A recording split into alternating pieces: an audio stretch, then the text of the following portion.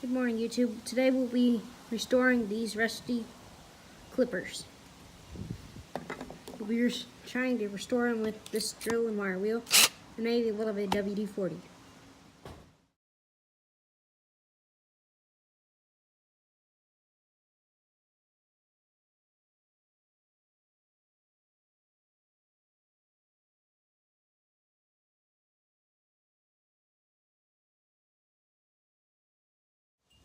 Now, let's spray them off and see how they came out.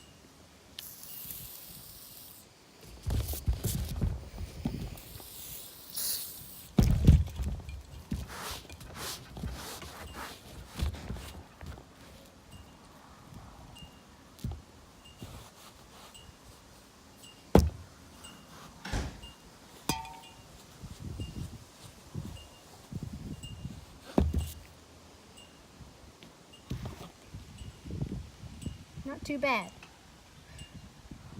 Still need a little bit more work, but leave a like, comment, and subscribe. Have a nice day.